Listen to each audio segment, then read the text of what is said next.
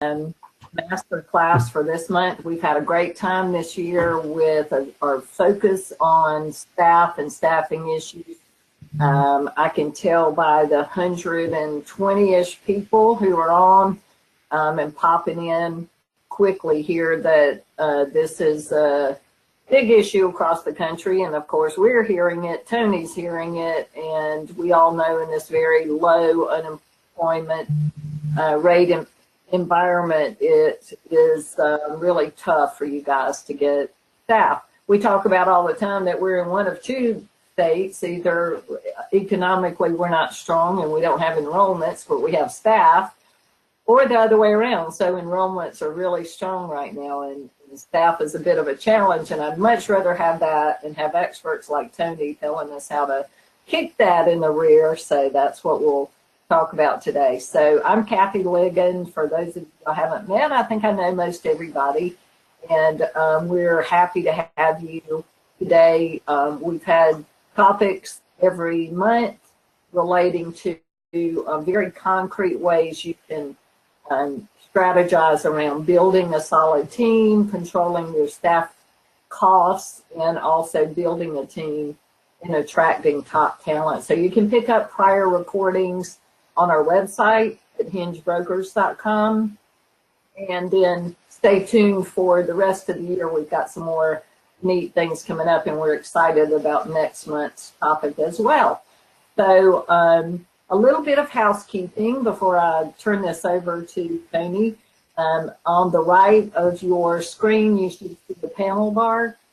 There is a tab toward the bottom that says questions. Please ask questions.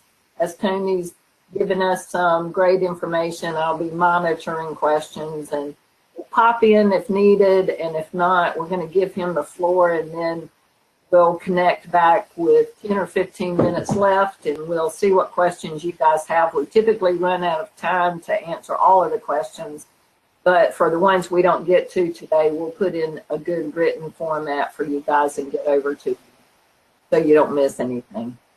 A couple of reminders on some upcoming events. We have our one-day Thrive event coming up in Boston on September 14th. Thrive is a way to take a deep dive into everything financial. You're coming, right, Tony? Aren't you going to be there with us?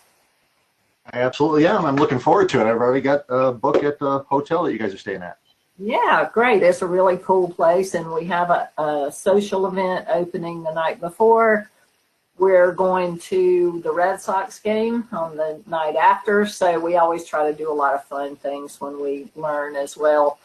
So you guys check that out. We limit that to 100 owners. I think we have, last count I heard was that there were about 15 spots left. So you guys consider that if you'd like just to take a very strong look at everything financial. We'll talk about accounts receivable management. We talk about financial statement preparation, what your numbers should look like, and then we do some individualized coaching during the day and then afterward for your particular financial situation.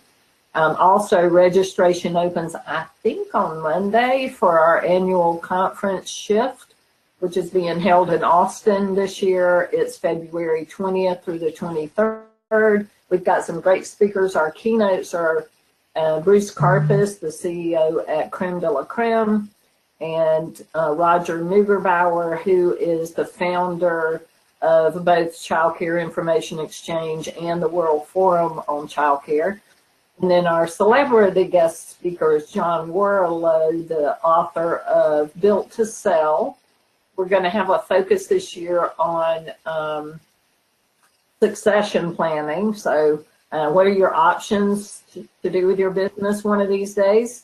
What can you do to get ready now? What does that process look like? In addition to that, we will have 5 brand new shifters who are doing cool things in the industry to talk to you about that and give you some great ideas. And then we'll continue our focus on staffing, because I'm just guessing we're not going to lick this thing completely by February. So we'll get Tony's opinion of that. But I'm very happy to have Tony D'Agostino with me today. He's a good friend and a of somebody I've come to respect tremendously and doing very cool things in the industry. So I'd like to just jump right in here and turn it over to you, Tony. I'm going to give you the floor for the next 40, 45 minutes and let you do your thing, and then I will pop back in and monitor questions for you. But can you give us a little overview about you and your history in the industry, and doing some neat things right now that I would love for people to hear about. So start there, and then tell us what's going on in the world and what great suggestions you have for us.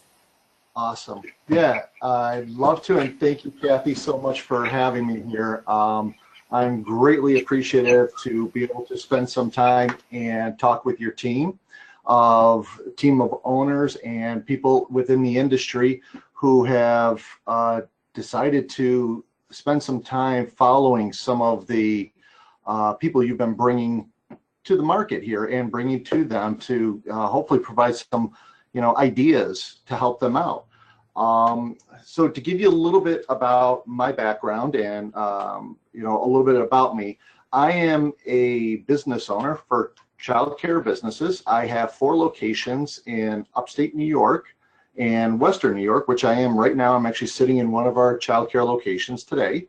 And within those locations, I have about 80 staff between those 4 locations, about 350 kids, almost 300 to 350 kids or so. And we are challenged like everybody else. Even though I think that we have some really solid ideas that I'm bringing you today because of some of my background and experience, I would also say that we still run into those challenges. When you get to this record low unemployment, it becomes challenging for everybody. But we're going to talk about some of those ideas today. Kathy, I'm not sure, I can't really control my slides. I'm trying to move back to that first slide. So I don't know, maybe if I could just ask you to advance the slides for me. Absolutely. So if we could go back to the first one, I'll just make sure that I can cover that. Okay, so in the meantime, to let you know, my background is approximately almost 30 years of experience. Half of that time was in the background of childcare ownership, and half that time has been sort of in the corporate world as well as owning my own businesses. So if we can move to the next slide, Kathy.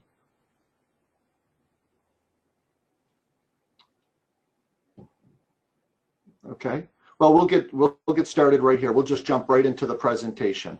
So I could talk a little bit more about who we are in Inspire Care 360 at the end of this. That's not a problem at all. So why don't we just jump right in and talk a little bit about, when we talk about employee engagement, or when I say walk the line, we'll address that in a few minutes.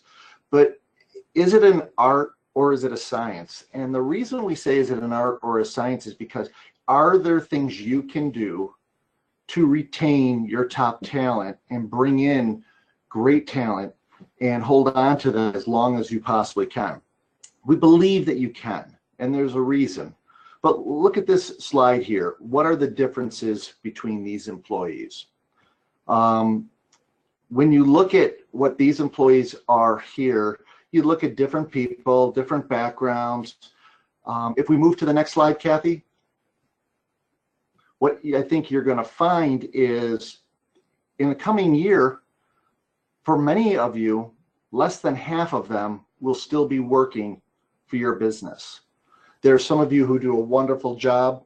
There are some of you who've done a great job on retaining and having top talent, but we also know that there's a little bit of a revolving door that has occurred and continues to occur with the current elements of the age groups and the generations, as well as the fact that you have increasing minimum wage in many states and increasing salaries, as well as the demands and the costs. So people are leaving readily just to move on to their next role. If we can move to the next slide, what you have is the challenges that have been developed. This is a Hayamama survey slide from 2016. This is on the front end of where we started to see the trend of unemployment becoming a record low. But when you look at what they say from the surveys from labor, reputation, financial, and regulations, we have on the left-hand side for-profit as to nonprofit, and then large, which means 20 plus centers, or you have less than 20 centers. And you can see right across the board, labor is first and foremost as an issue. Reputation is certainly second, that reputation that you have in the marketplace. And then being able to manage your financials is huge. And then, of course, regulations plays a big role. If we can move forward, Kathy, and some of these slides are going to build, and I'll let you know when those are going to happen. But to give you some more of that data, 68% of for-profit child care organizations ranked labor as their top risk. Talent and recruitment is really the top priority. I will tell you right now that talent and recruitment still, for my child care centers, is our very top priority. We deal with it every day. I meet with my directors weekly. We talk about ideas and strategies, and we always are looking at what we can do best. If we can move forward, Kathy.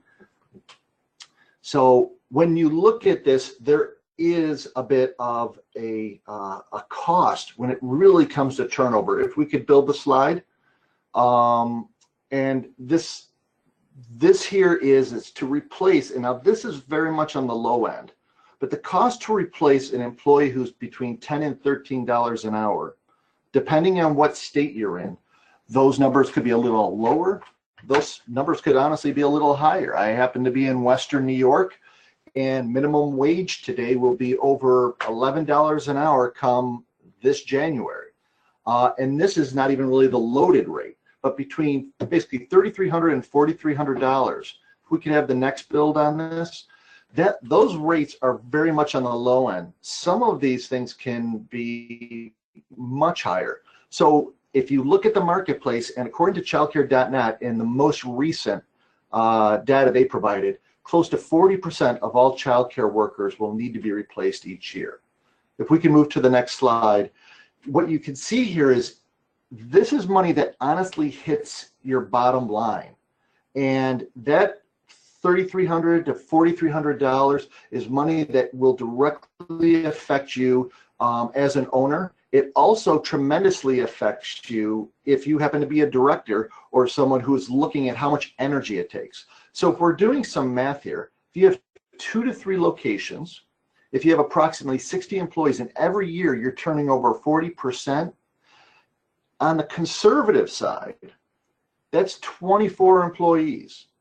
24 employees that are costing you on the low end, $3,300 a month. That's $80,000 a year annually that is not hitting your bottom line. This also, which I think is much bigger and can add a lot more money on, it is that productivity. It's those families. You lose your toddler teacher. All of a sudden the toddler parents are up in arms, and why is that toddler teacher left? Well, yeah, she planned on going back to school, or she planned on this, or she's moving. The parents, as you know, even though they can understand it, they do not want turnover, but it costs an awful lot for that. It can be very stressful, a very stressful environment for the other staff, for your administrators who have to step into the classroom. It is a very difficult situation. So the costs are probably 2 or 3 times this $80,000 just for the turnover of a small to mid-sized childcare business. If we want to move forward, Kathy. So if you're looking at that $80,000 a year on the low end, is it worth investing on hiring and retaining your very top teachers? And when you think about it, how a childcare business grows, there's a lot of people who push out there, oh, if you can market yourself like crazy, if you can do what you need to do do your social media ads all the time, or Google ads, that's what will bring in enrollments. I think we all know that stability of your teaching staff is probably one of your most marketable features that you bring. And it is something that we focus on constantly. If we can move forward. So what is the Child Care Success Pyramid? This is something that we developed as to what we believe are the pillars that you need to have to be really prepared for what I call is the marathon. not the sprint, not the short-term gain, but really the marathon of how your business is set up for the long term. Whether you're in record unemployment or whether you're in a situation when the unemployment rate may still go up, but you really need to retain top talent. Okay, if we can build this to the next step. So you have the two other elements in addition to employment and engagement. You have brand and time and money. So what we're saying here is, for being successful in the childcare business, if you can keep your employees engaged, if you can manage your brand, and when we say manage your brand, what we're not doing is we're not talking about, you know, what your logo is or what your colors are. It's what your reputation is. What do you mean to your staff? What do you mean to your families and your parents?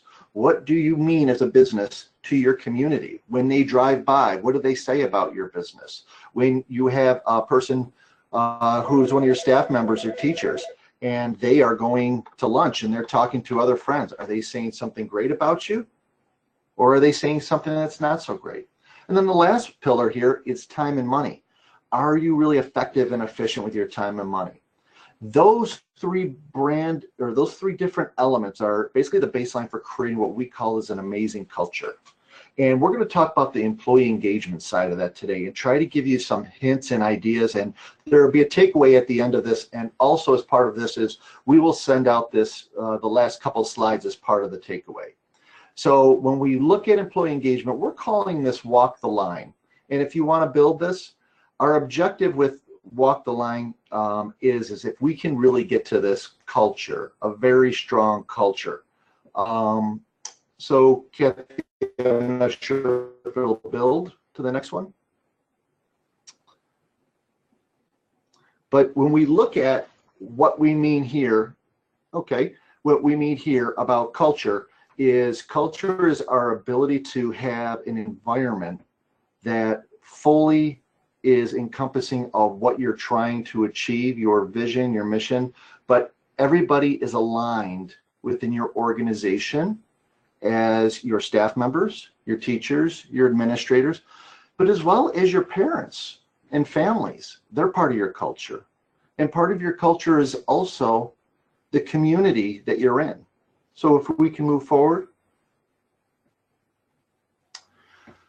So coming from this career cast, why millennials value company culture above everything else.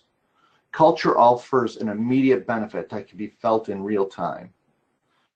What we've been out there oftentimes doing is, how much more do I have to pay to retain? But one of the secret elements of the secret sauce of retention is building culture. And if you've seen possibly from some of Kathy's previous Thrive Master classes, is talking about how to engage and words coming up about culture. We're going to be focusing on that more today. So if we can move forward. So the enigma with the millennial generation is to capture and really retain those individuals. It is making culture basically part of your fabric, the fabric of your business, the fabric of who you are. And one of the biggest elements is what we have highlighted below. Follow through on what you're promising. When we've done exit surveys, and we've done many exit surveys for clients of ours at Inspire Care 360, if we've done exit surveys for employees that we've had through my childcare business, what we've oftentimes found is we're on a separate page. We're on the wrong page. We're on a different page than what the staff members we had were. They weren't thinking about the job the same way that we were presenting the job. Not saying that we were doing something wrong, but most oftentimes what was happening is they felt that their expectations were not being met. I clearly remember losing a preschool teacher at one point in time a few years back, and she said, well, I was promised by a former director that I was going to be moved up to be a program manager, and that never happened, so I chose to leave. What that meant was she was missing an expectation of an opportunity for her for career pathing. So when we look at what is really important, we have to realize it is not only pay. It is the element of creating an environment of culture that is encouraging and everybody's on the same page. If we can move forward, Kathy. So where does that put us? That puts us that not only are we looking at culture, it also looks at how do we truly develop our staff? How do we keep them growing while they're with us?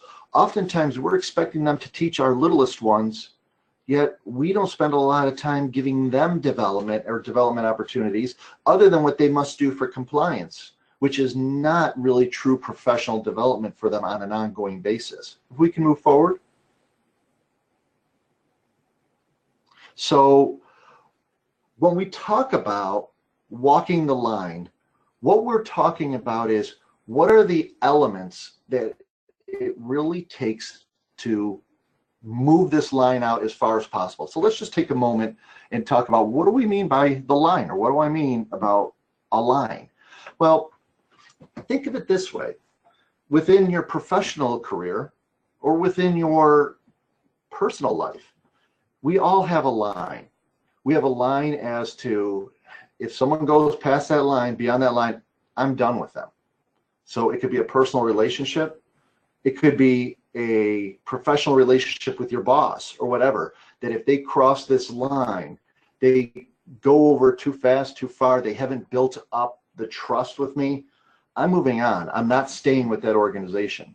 And this line is the basis of the culture that you build. So when you think about this line, I know in some personal situations, some people's line is a little wavier than others, but for the most part, we all have that line. And what we know it when it's been crossed. But the thing is it's very difficult to explain when or what it takes to have you cross that line. You just know it when it happens.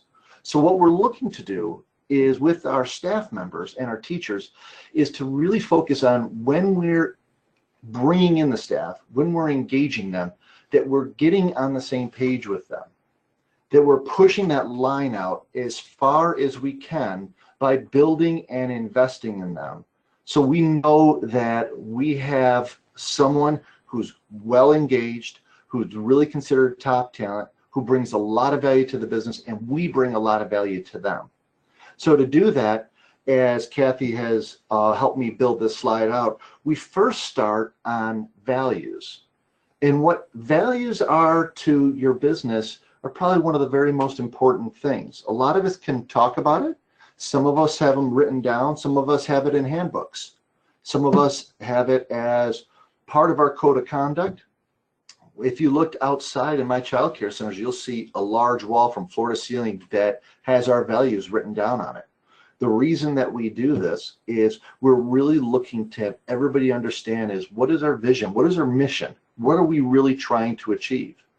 The way that we develop values, we'll talk about in a little bit, but it really is about getting the values right from your staff, making those values from the staff to the administrators to mine as the owner, all be on the same page and all be coming from the same conversation, and not being something where you have different values than your staff or having different values than your administrators. You have to find a way to jointly be together, and we'll talk about that. When you've developed your values, it is important that you infuse all your values throughout your entire process. So the way that you recruit, the way that you're hiring, you're looking at putting those values into the way you get your job ads out, the way that you're doing your interviewing. And that's when you're looking at hiring for culture.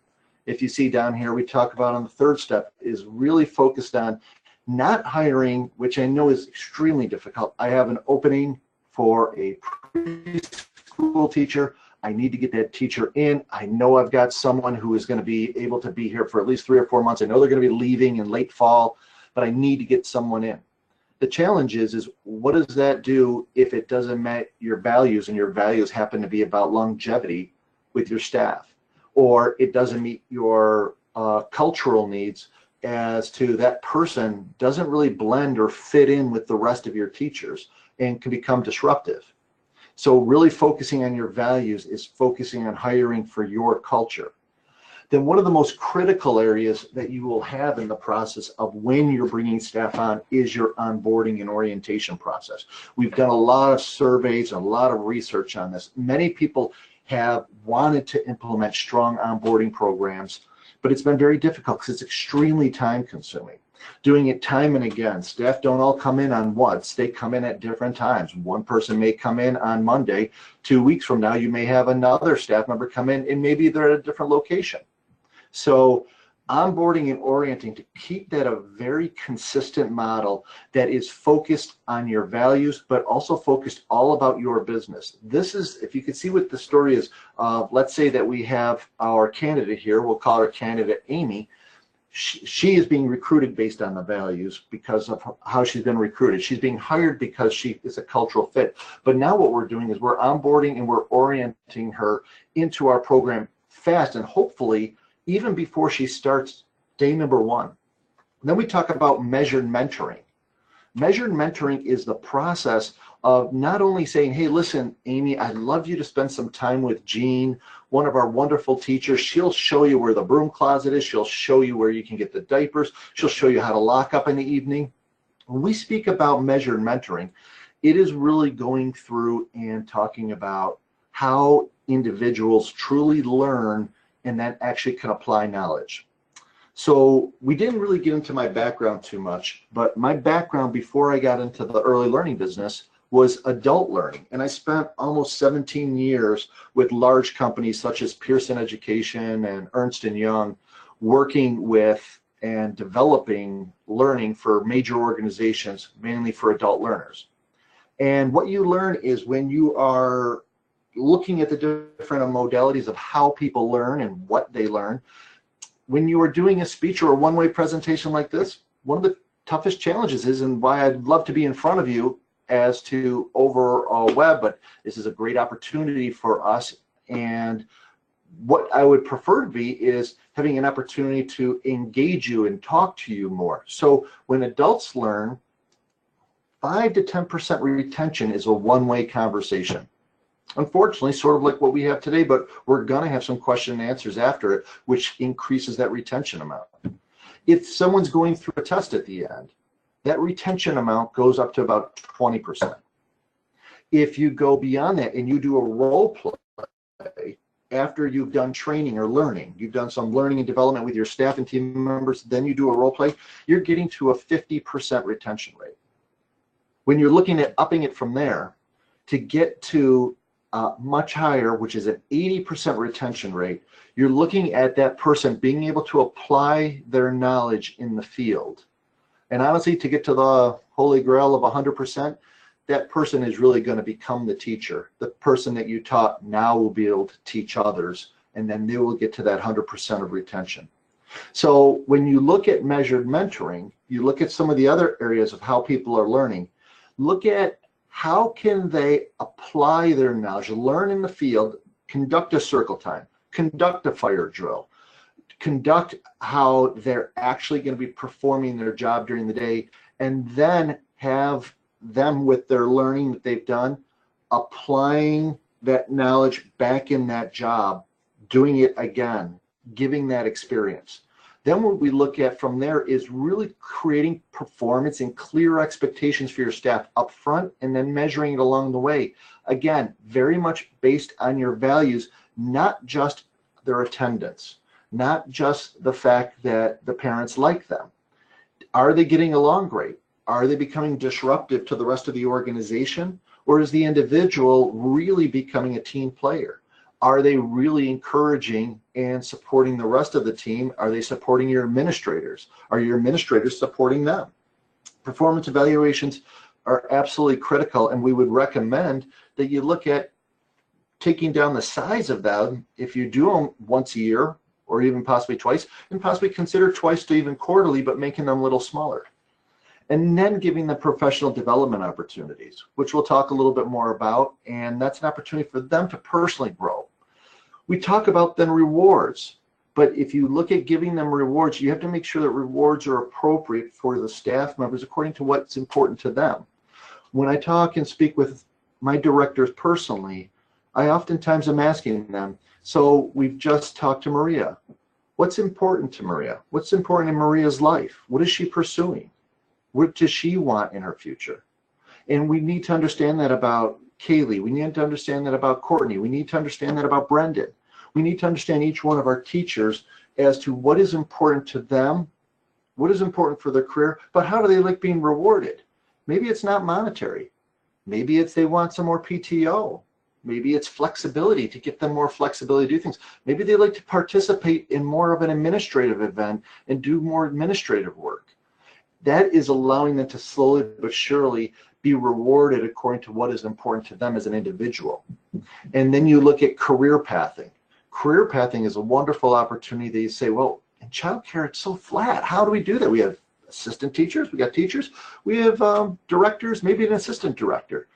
Well, you realistically, even with the teacher that can be brought on as an assistant, can become a junior lead, could become a teacher, become a senior teacher, can become a program manager over that toddler, that infant program, that school age program you have.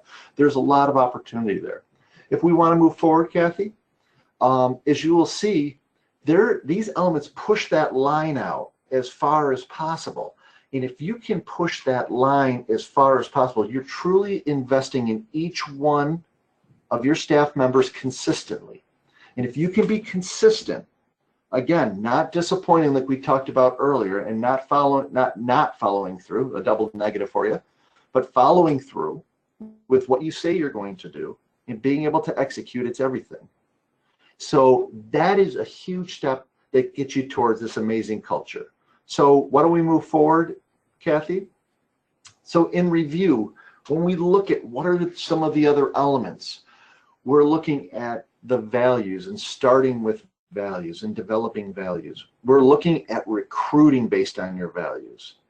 Hiring. One of the elements of hiring that we've implemented and we provide connectivity to are cultural indexes. Some of you understand them as personality indexes. You know, some have heard about like the DISC or Myers-Briggs or a cultural index.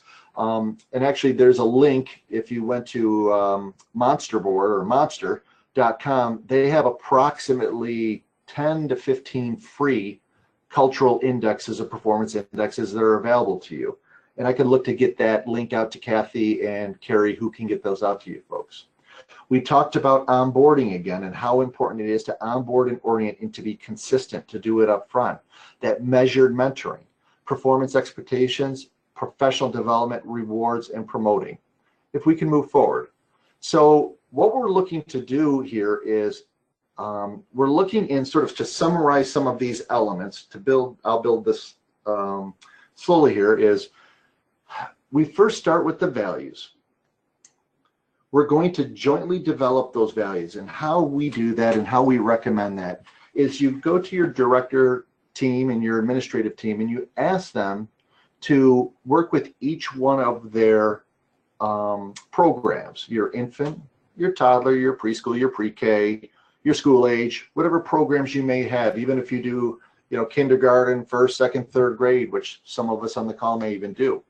What we're looking to do is have our teachers tell our administrator, what is important to your job? Now, values is an interesting thing because values does not always have to be something of the nature of, you know, it can be like we're authentic. We are very authentic. We're very realistic.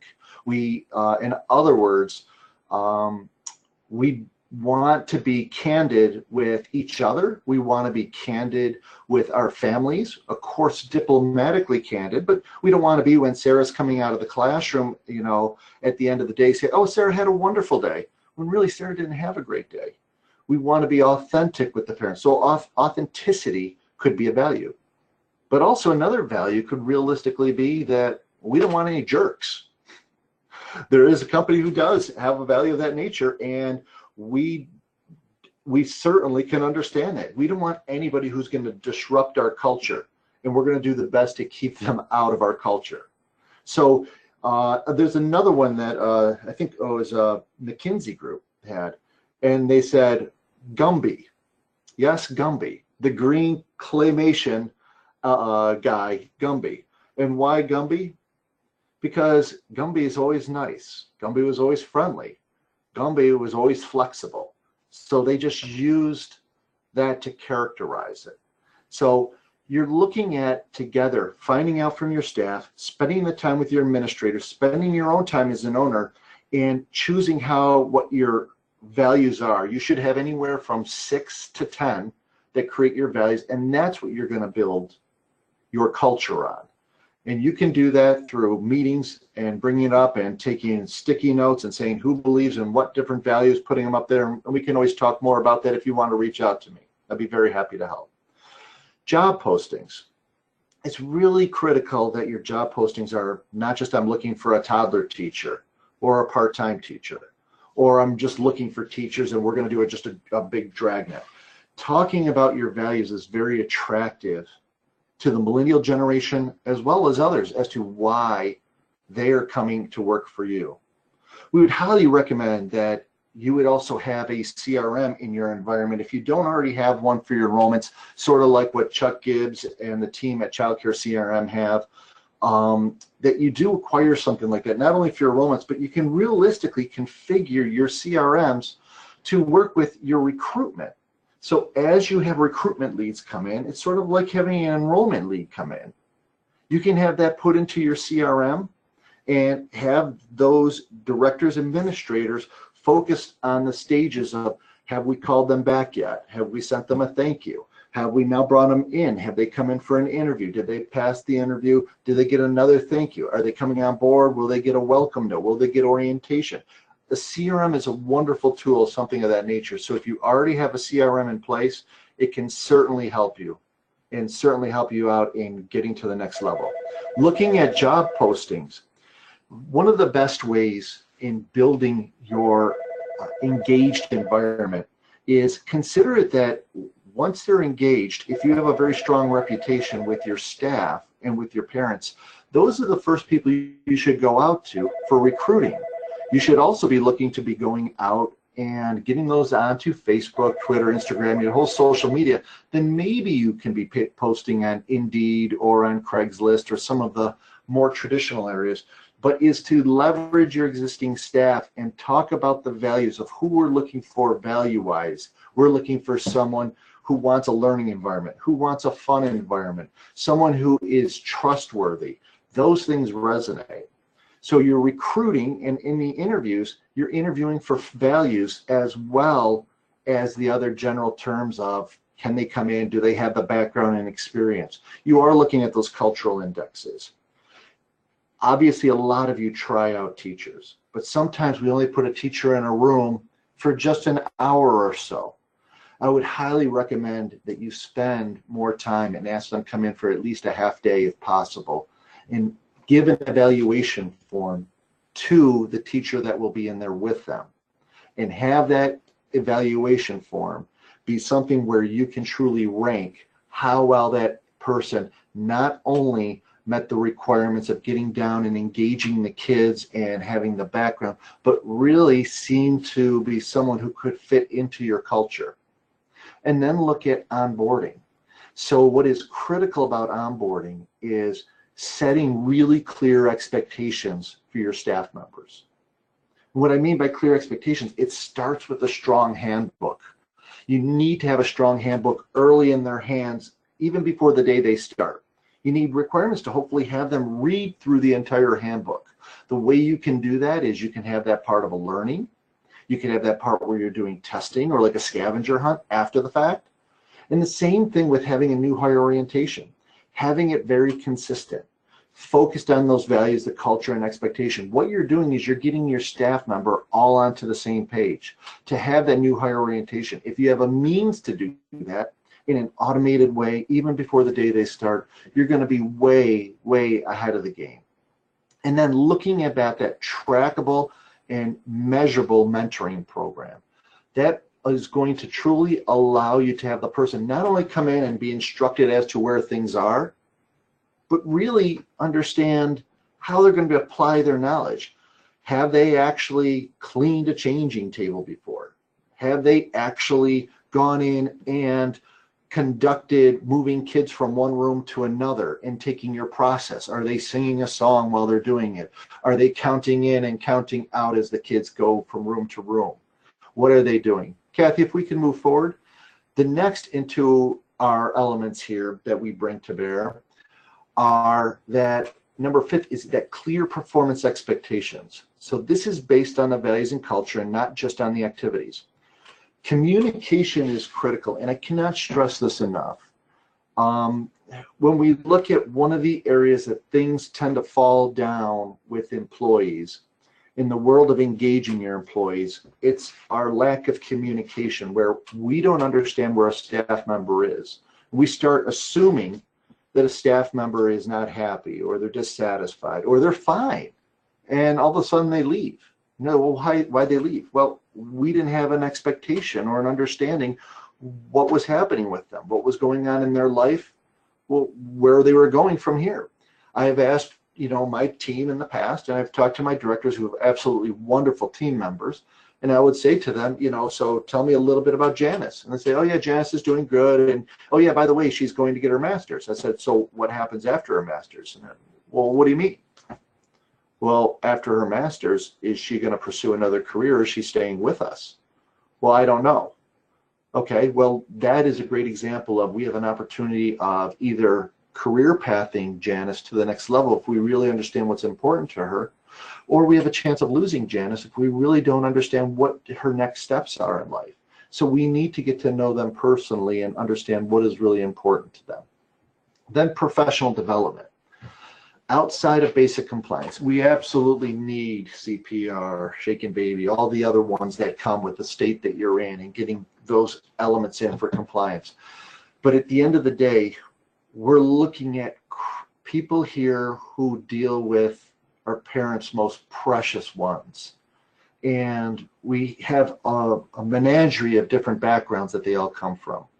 So long story short, what you have is an opportunity to grow those individuals, focusing on customer service skills.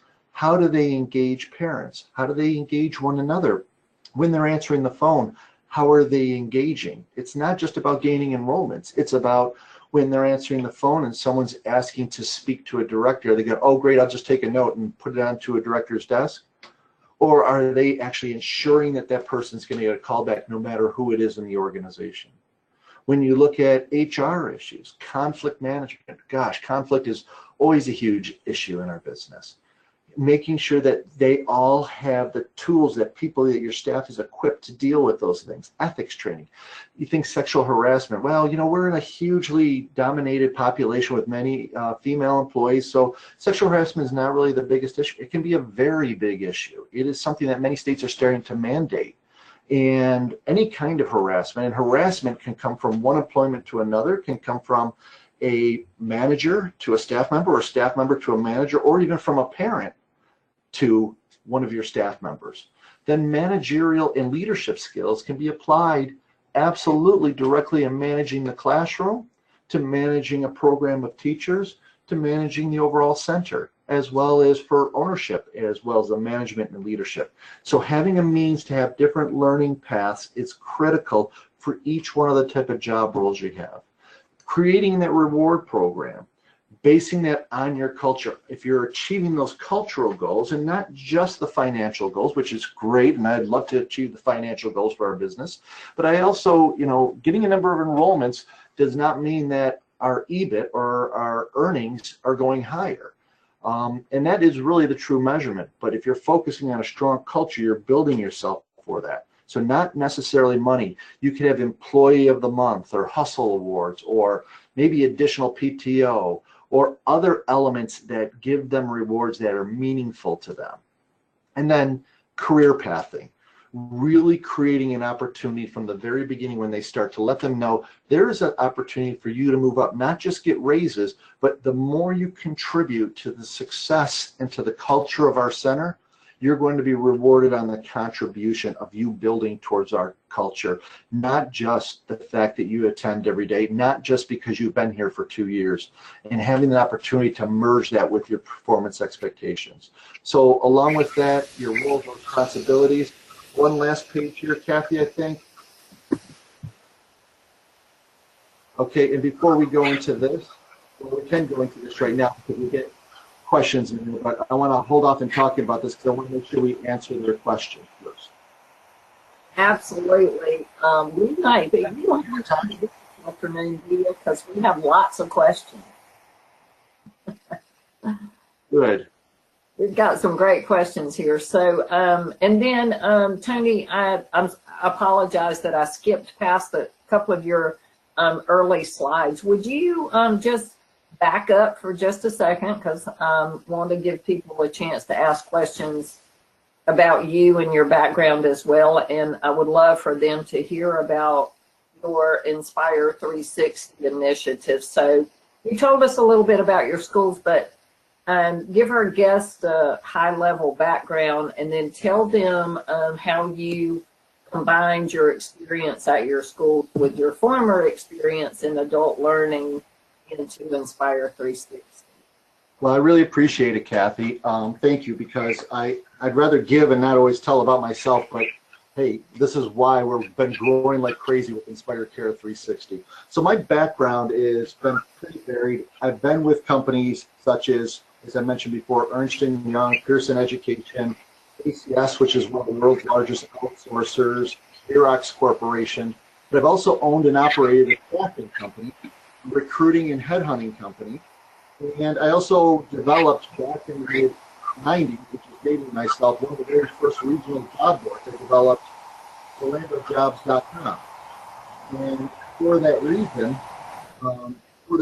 I have a very vast experience with employees, with HR, with training and development, with communication, and also with outsourcing. I guess when you think about outsourcing, the quickest way to say it, Kathy, is your mess for less. You know, when it comes to the back office. So when I came into the childcare business about 10 years ago, I really looked at it from an owner and I said, you know what, this is crazy. All the things that one individual as an owner has to do, and how highly tasked all our directors are. They probably have one of the toughest jobs in the world. We spend so much time trying to manage your business.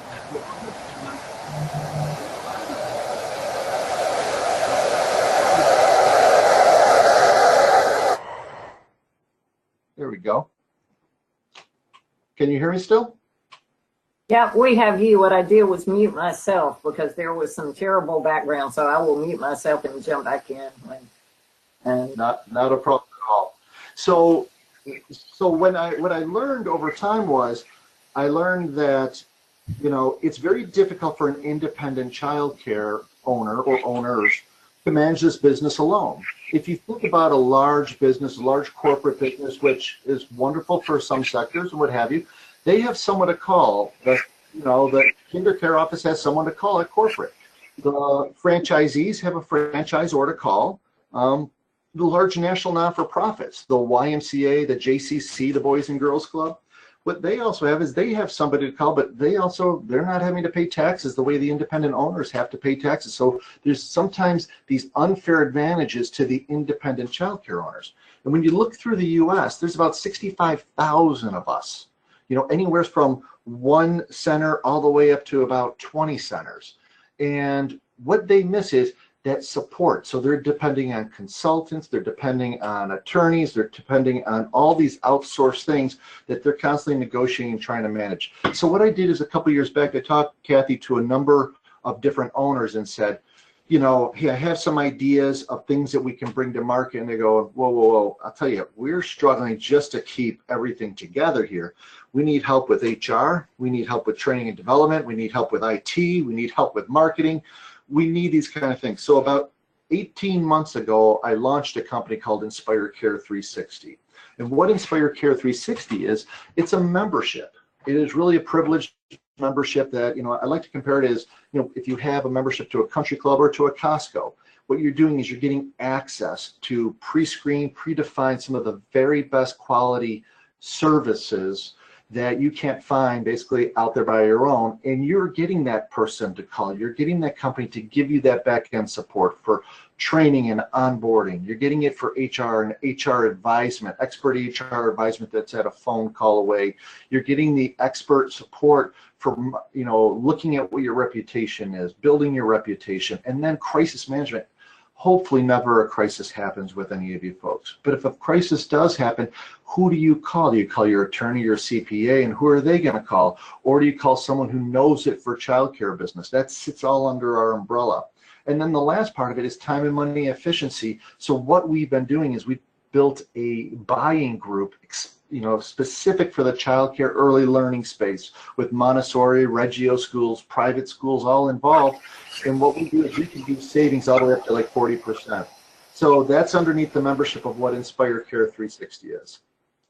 It's so fantastic. There are so many cool things going on in the industry right now, and a lot of those are built from owners recognizing the needs in their own companies and then going on and creating something valuable for others. So I love that. Thank you for sharing.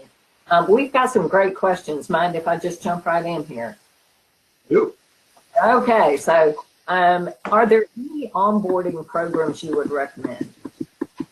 So there are a number of different kind of onboarding programs.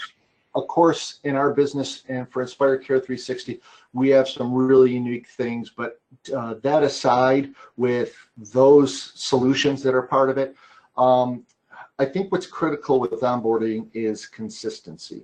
So out in the marketplace, if you look at how you are setting up your experience, how you describe your organization, the way you can describe the organization from your organizational chart, from your values to your vision, to building out as to what your expectations are in your code of conduct, and getting that consistently across to people even before the day they come in, and ensure that they can almost test out of it to make sure that this is something that meets your needs and they're on the same page with you. I think you're in a really good spot, Kathy.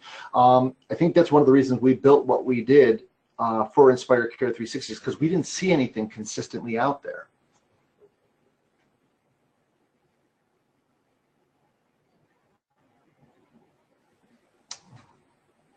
I can't hear you.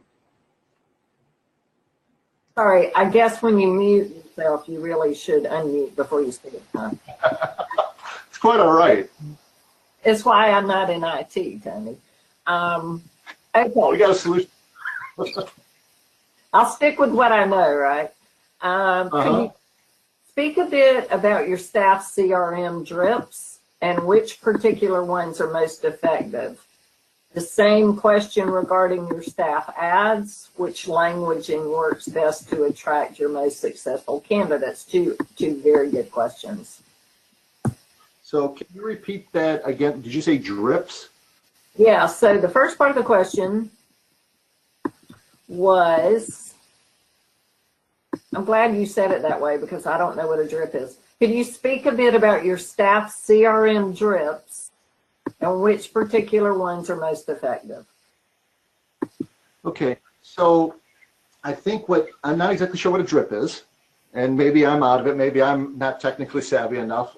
I know that the team, like my friends over at Childcare CRM, they've got their act together with that, so they can help you out with that.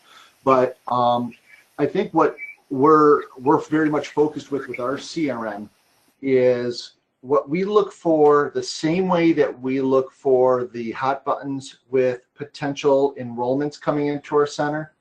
What we're looking at in the CRM are what are the priorities that a family has. But you can apply that exactly to a potential staff member. Tell us, why are you changing jobs? Or what are you looking for in a job? What are your top 3 expectations?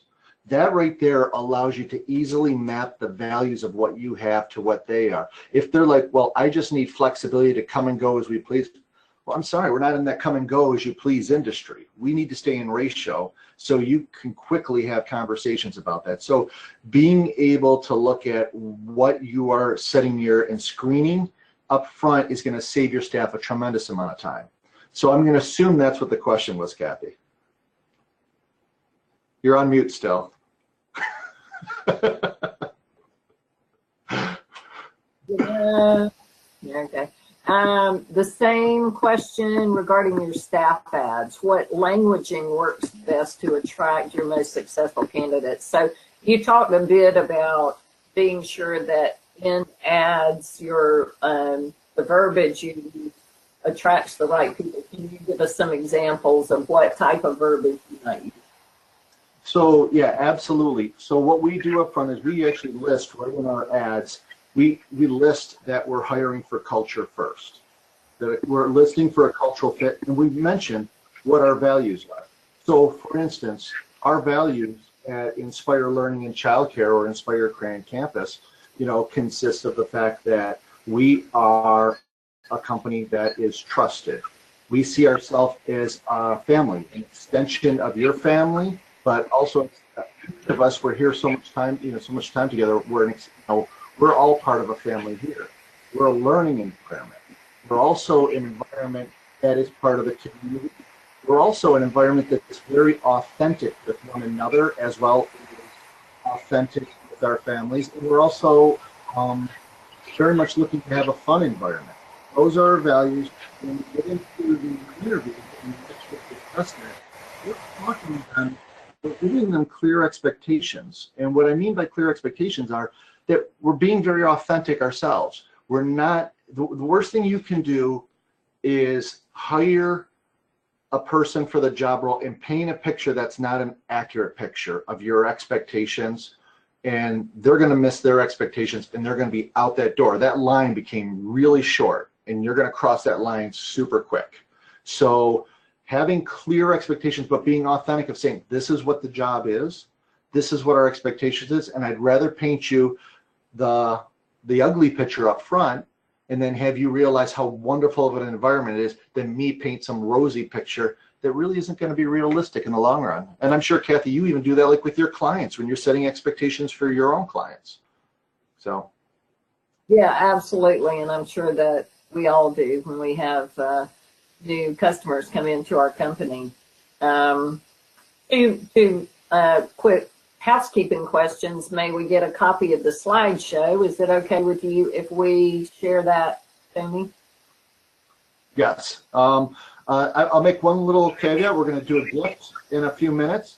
And as part of that gift, we will actually be able to send you a PDF file of this deck. So not a problem at all.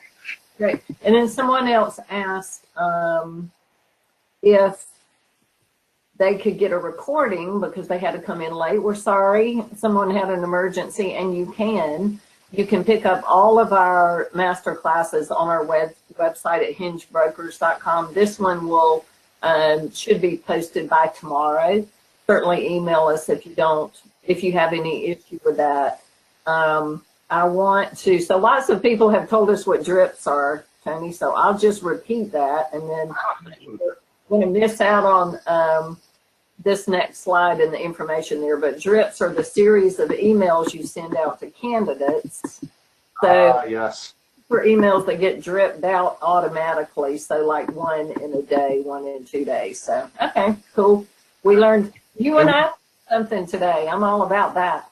Well, we don't call them drips ourselves, but we absolutely do that. So we do have those drips that happen that once a person applies through a landing page, through our CRM, that they immediately get their first drip, okay? And it's a thank you for it, that they're going to be contacted within a very specific time period. And if we're setting up that time period, we're making sure that we're not going to exceed that time period. So, pretty much what we're doing is we're bringing them along the journey that then they're going to get another drip after they have set up a time to come in for an interview, or they had a phone interview, to thank them for it and let them know what the next stage is and what's going to happen in a very specific time period. But then again, like I mentioned earlier in the presentation, is not missing that time period. So the drips are very focused on every actionable step. That campaign or that drip gets them engaged in the next step. So it carries them along in the journey. Got it. Wonderful.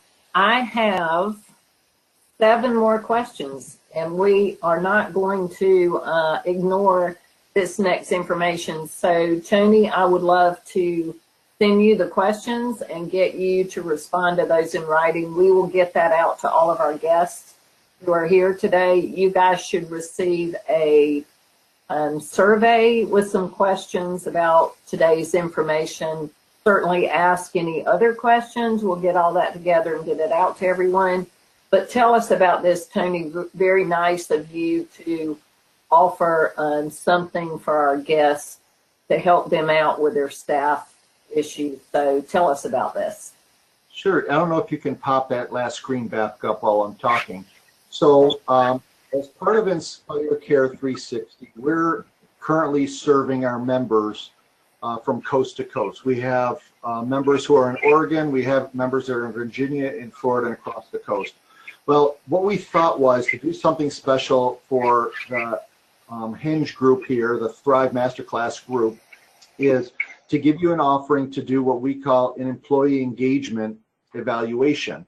And what that is our Vice President of Programming, Vivette, along with a few of our other team members, will spend with the owner about a half hour up front and go through a little bit of a questionnaire survey on the phone and talk about different elements of your recruiting, your hiring, your onboarding process, your process of how you are really engaging your staff.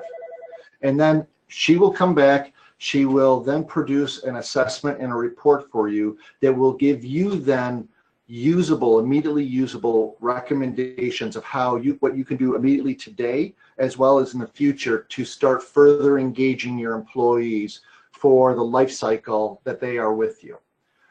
That's one element, and we're giving that exclusively to the members who have come on here today for Kathy and her group. As well as the other thing is we're going to extend on and give a 1-month program. Now, we're a strategic partner with Discount School Supply. And a lot of people know they're like the 800-pound gorilla in the childcare marketplace when it comes to school supplies.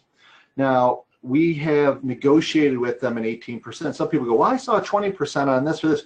No, it's 18% off of everything they have, from furniture to what's in stock to what's out of stock to playground equipment to everything in between. And we're going to give you that promotion code, which will be actually ending at the end of September. And that promotion code, you would just come in, and so you're going to get a survey from Kathy about this from Hinge. But then after that, you're going to get a survey from us at Inspire Care 360. It's a very short survey. I think it's only 3 to 5 questions. And if you fill that survey out, you'll get registered in to get scheduled, and we'll schedule you in for the employee engagement evaluation. And then 2 is you will also get your promotion code for Discount School Supply. So hopefully these are 2 nice gifts that you can take advantage of immediately. And, you know, especially coming into the new school year in 2 weeks, you know, there's a lot of stuff where you want to do upgrading of classrooms and all those things. And hopefully this can be helpful to you. That's wonderful. I was about to say the same. What a great time of year. I'm actually here. If you guys are usually with me, you'll see I'm not in my office. I'm here visiting friends at Big Blue Marble Academy and talking to them about their 24 schools. They were with us at Thrive in Nashville, and their school started last week. So, but I know they have some additional things that they need to order for fall. So that's great timing, and thank you for that, Tony. Very, very kind of you. And if any of you guys don't see the email, certainly reach out to us, and we'll be sure that you get connected with both of those opportunities. So again, we'll follow up with questions we didn't get to. I apologize for that. It's just happening every month, and it just lets us know the degree of information that needs to be shared between people about what's successful in solving the staff dilemma in your school.